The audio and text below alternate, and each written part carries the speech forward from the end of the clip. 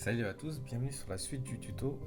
Aujourd'hui, je vais vous montrer comment interagir avec les portes, mais cette fois en y intégrant un mot de passe directement dans la porte. Vous allez voir, c'est pas très compliqué, mais il y a une petite subtilité à faire. On va commencer tout de suite, donc on va reprendre là où on s'était laissé. Donc faire personne et dehors. Ok. Ah, je me suis pas mis. J'avais fait des essais pour voir si ça marchait. Alors, on va commencer par ouvrir le master de la porte. Et dedans, tout est déjà là. Vous allez créer deux variables. Le premier, c'est une variable booléenne pour dire si cette porte contient un mot de passe ou pas. Et le deuxième, c'est une variable string. Et dedans, c'est là qu'on va mettre le mot de passe. Ensuite, une fois que ça c'est fait, vous allez dupliquer l'ancienne porte ou créer directement un chat pour une classe de masterport. Nous on va dupliquer la porte numéro 2, comme ça il y a déjà les portes qui est dedans, la logique pour le slide et tout ça. Donc on va faire porte 3. On va aller sur le mesh de la porte, on va changer son matériel pour qu'on voit la différence.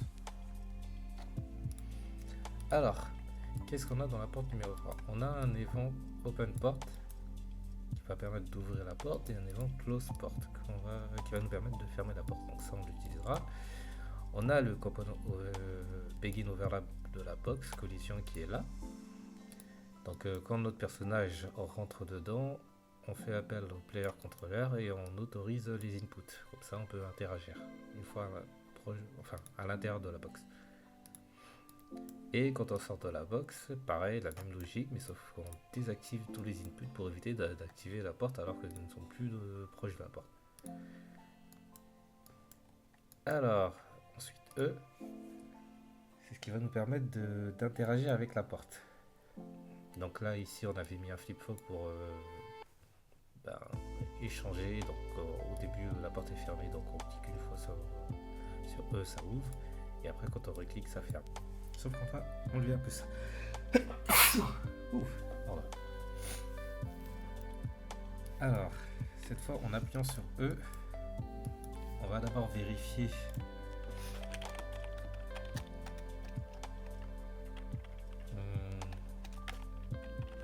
voilà. On va vérifier si cette porte elle contient un mot de passe. Donc si elle contient un mot de passe, on va créer un widget. Voilà, et ce widget, on va faire une autre variable widget. Et on va l'ajouter. Bon, c'est pas grave si on n'a toujours pas choisi la classe ici, on va la créer juste après. On sauvegarde ça, comme ça c'est déjà fait. Ensuite, on va aller dans un dossier widget. Et on va créer notre putain, je l'ai mal écrit.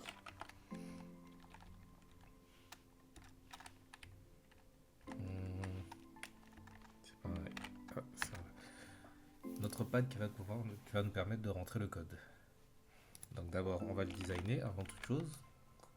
On va mettre un canvas panel s'il n'y en a pas. Ensuite, on va mettre un border placé au milieu. Et pour ce qui est de la taille,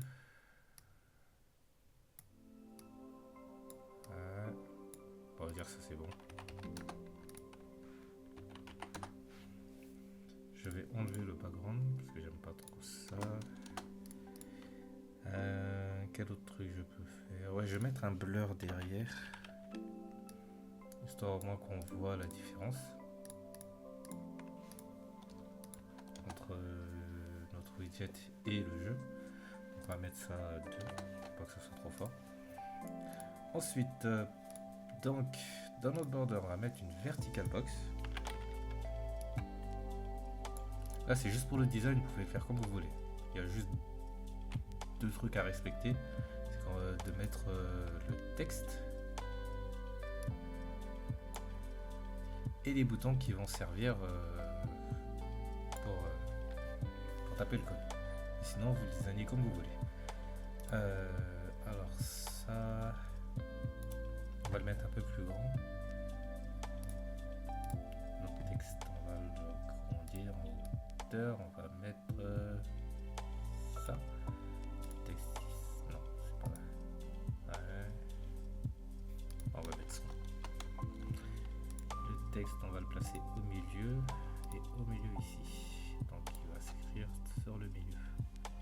Ok. On va renommer notre texte. MDP.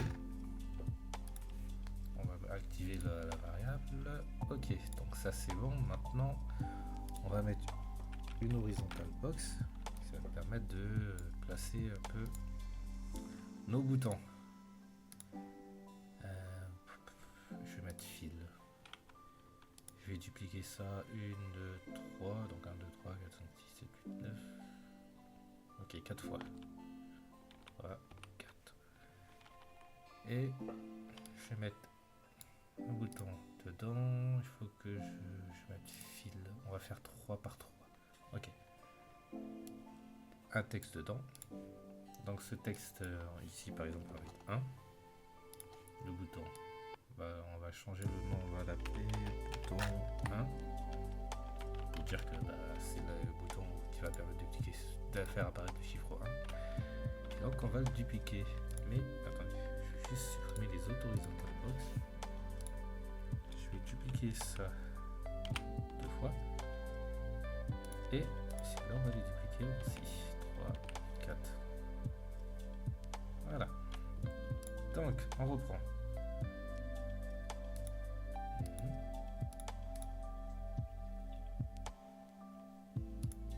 Il y a un petit problème sur la nomenclature. Ah bah oui.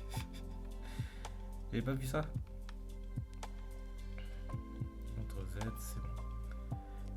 Alors, premier bouton, bouton 1. Deuxième bouton, on va dire bouton 2. Ici. Celui-là, c'est le bouton 3. Non, ça va pas le faire parce que bon, c'est pas grave. On va appeler bouton 3. Ouais, non, parce qu'il y a déjà un bouton 3 qui s'écrit chez. C'est-à-dire qu'il faudrait que je décale tout.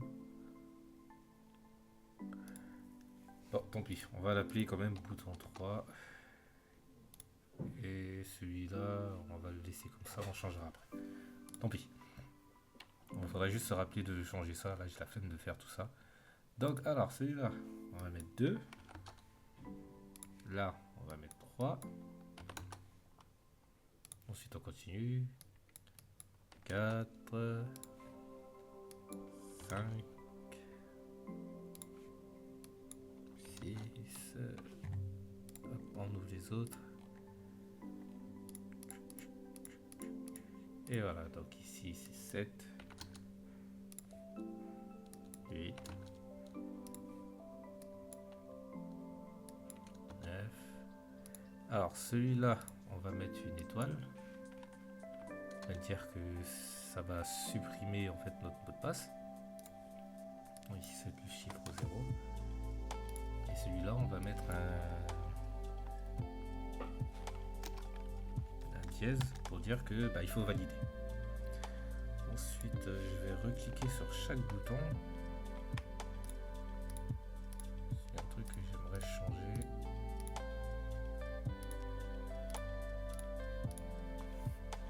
C'est le padding, je crois. Ouais, c'est ça. Mettre un padding de 10. Comme ça les sépare. Ok. Donc tout ça, c'est bon. Maintenant, on va aller ici. Déjà, le texte ici, le mot de passe, on va le mettre à 0. Enfin, comme ici, à vide. Comme ça, on n'a pas de message qui s'affiche. Qu'est-ce que je vais faire? Ok. On va créer 2 variables ici.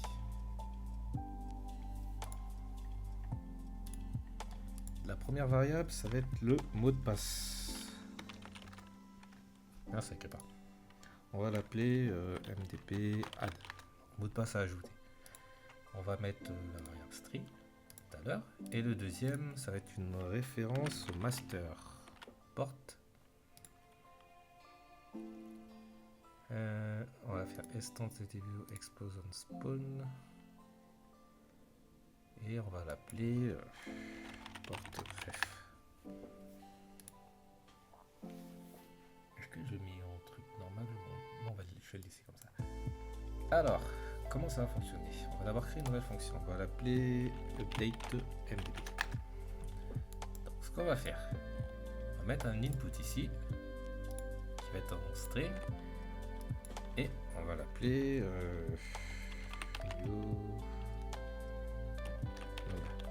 en gros, ça va être ça qui va permettre de déterminer quel chiffre on va rentrer dans notre mot de passe. Alors, on va récupérer notre mot de passe. On va vérifier sa longueur. Et on va dire s'il est inférieur à porte ref get mdp. Voilà. S'il est inférieur à la longueur du mot de passe de la porte,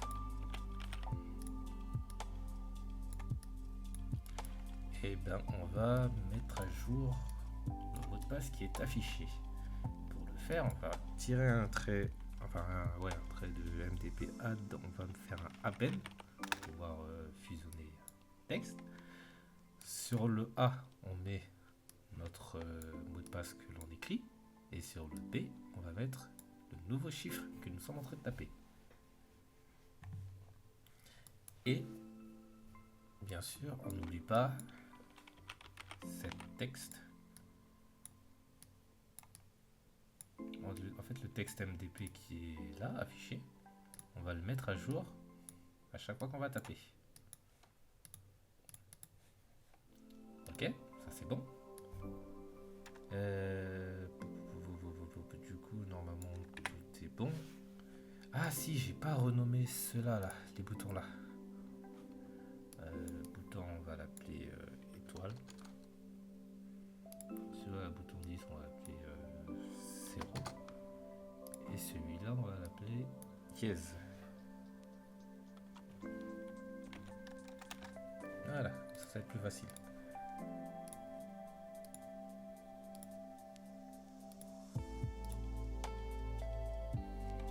Alors, maintenant, on va prendre le bouton 0. Vas-y. On va faire, on clique dessus sur la variable bouton 0, on descend tout en bas dans le panneau Details, ou peu importe où vous l'avez mis, vous cherchez juste Details.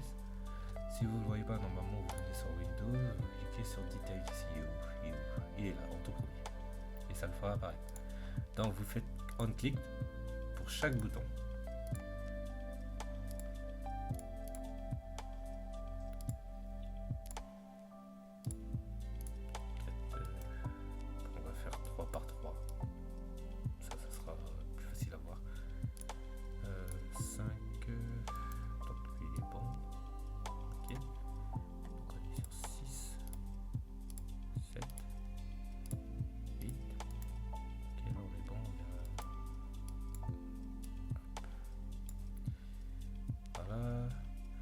Donc on avait dit le bouton 3 là,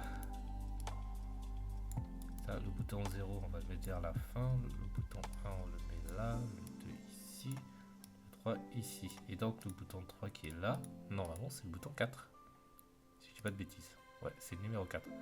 Ouais, c'est un peu brouillon parce que je fais ça vite, mais prenez le temps de bien renommer vos boutons, comme ça vous ne vous perdez pas. Le bouton 0 on va le mettre au milieu parce qu'on l'avait mis au milieu. Donc 1, 2, 3, 4, 5, 6, 7, 8, 9, pas 10, 0. Ensuite on a... Pourquoi j'ai un bouton vide là?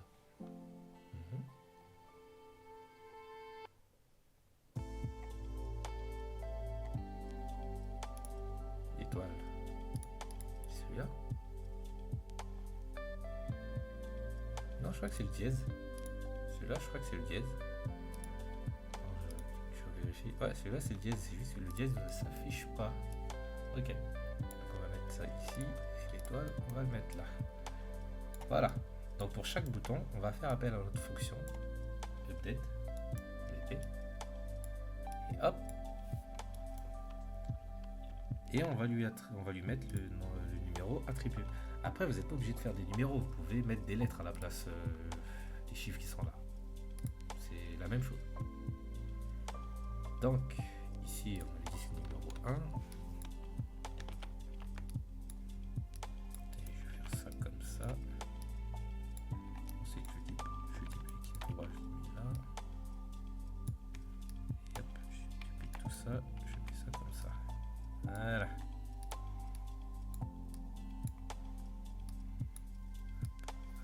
Et hop. Bon, je vais commencer par la fin. Du coup, ici c'est... Ah non, ça je vais l'enlever. Le dièse et l'étoile, je vais les enlever parce que ça va être pour plus tard. Ça, on a dit c'est chiffre 0. Là, du coup, on était à l'envers. Donc, du coup, là, le 8, en fait, c'est un 9. Ici, le 7 est un 8, pardon. Et là, ça va être un 7. Et on va continuer comme ça. Donc, 6, 5, 4, 3, 2 et 1. Parfait. Alors, pour l'étoile, ici, donc pour le bouton étoile, on avait dit ça permettrait d'effacer le mot de passe. Donc, on vient ici, on prend notre variable mdp add, on va le set. Donc, soit vous appuyez sur Alt au moment de lâcher, ou bien vous prenez ça, vous le glissez, vous faites set, et on va laisser vide. Comme ça efface le mot de passe. Par contre, faut pas oublier un truc, c'est de reprendre le texte MDP, donc le fameux texte qui est ici dans cette case. On va faire un set texte et on va relier le mot de passe vide dedans. Ensuite, le on-click bouton dièse, c'est ce qui va permettre de valider et vérifier si le code est bon. Et pour ça, on va faire appel à notre porte ref. On va faire un get mdp. Et du coup, on va le mettre ici. On va faire déjà, on va prendre notre mdp variable ici de notre widget.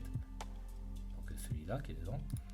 On va tirer un trait, on va vérifier qu'il est exactement le même que celui qu'on a rentré dans la porte. Comme ça évite tout problème. Donc s'il est exactement pareil, on tire le nœud porte et on prend l'évent open porte.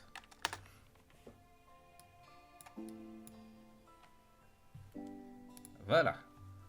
Normalement, tout est bon. On retourne sur la porte numéro 3. Déjà, on vient dans la classe default en haut.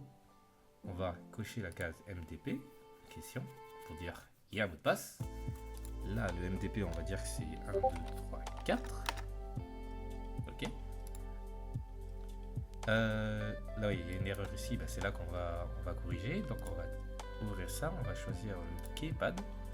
Porte ref, on va mettre self pour dire que c'est cette porte, la référence du keypad qui va s'ouvrir. Aussi, un autre truc.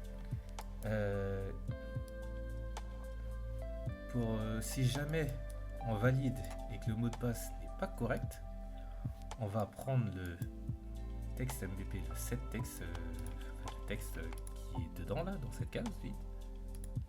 On va venir ici et on va le voyez, et dedans on va écrire MDP incorrect. Voilà. Je sais pas si ça va marcher comme ça. Mais normalement ça devrait fonctionner. Donc normalement ici ça sera affiché MDP incorrect. Là on va tester tout ça.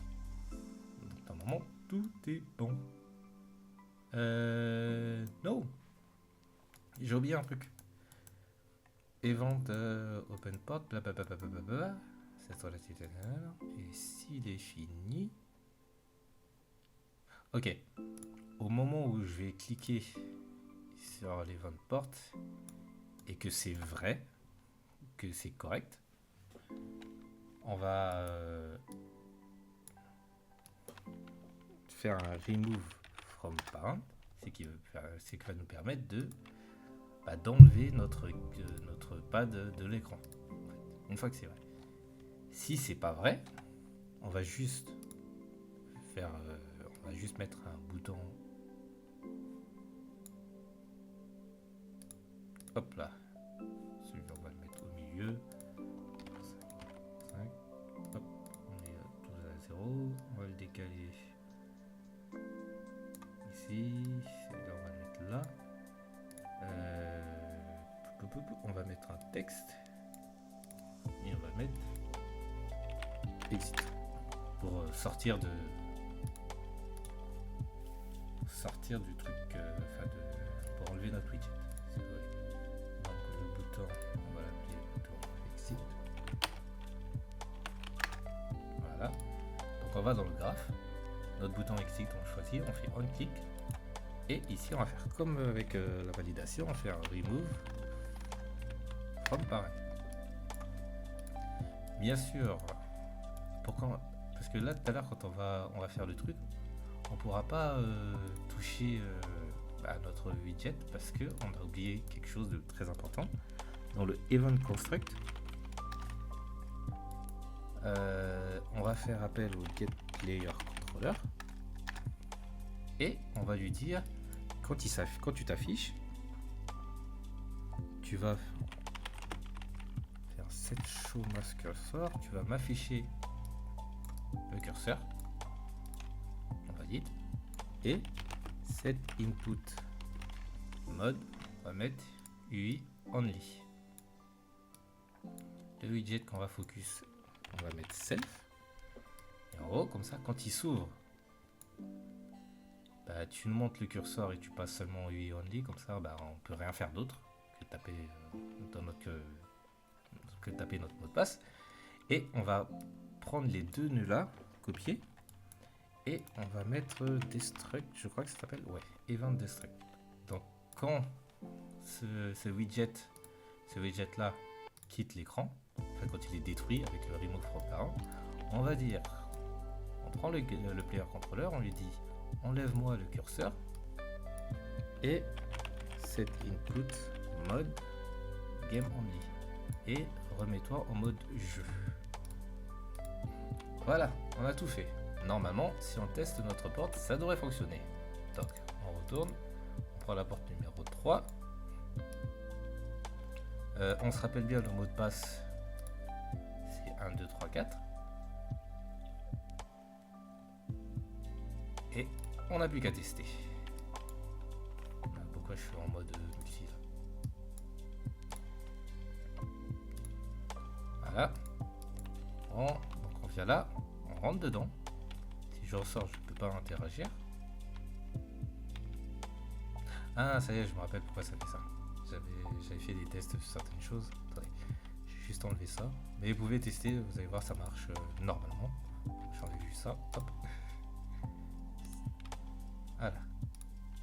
Ok, on recommence. Donc on vient là, je peux pas interagir. Je viens dedans, je peux interagir normalement. Et si j'appuie sur E, le pad qui s'affiche. Et là, je peux taper mon code. 1564, je valide. MTP incorrect. Ah oui, j'ai oublié un truc. Access notre règle. Qu'est-ce qui se passe? Set show mouse cursor. Il est où? Ah oui, il est ici.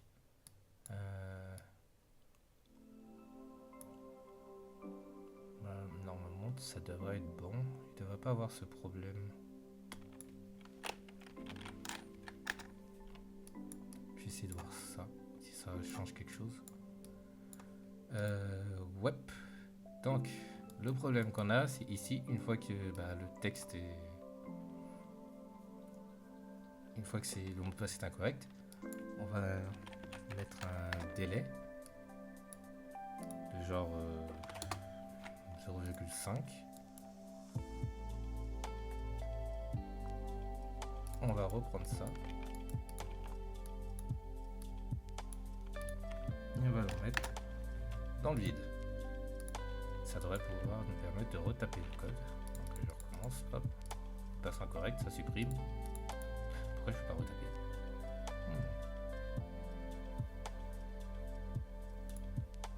Pourquoi je peux pas retaper? C'est quoi le problème avec ça? Si le mot de passe est incorrect.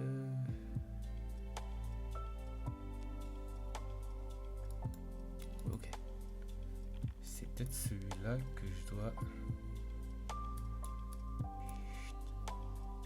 MDP add. On va le mettre directement ici pour que ça le set. On va mettre vide et ça on le met dedans. Là ça devrait fonctionner. On recommence. Mot de passe incorrect, ça efface. Et je peux retaper le code. Mot de passe incorrect, je retape. Maintenant si je mets 1, 2, 3, 4, je valide. Ça s'ouvre. Et après, pour refermer la porte, c'est autre chose. Normalement, pour ce genre de porte, c'est censé être une porte automatique. Donc, ce qu'on va faire, on va aller dans la porte 3 que l'on a créée. On va faire en sorte que ce soit automatique. Genre, après un certain temps. Ouais, ok, on va faire ça. On va mettre un temps ici de 5 secondes. Et après 5 secondes, on reprend la porte. On lui tire un nœud de là. On prend celui-là. On fait close porte. Voilà.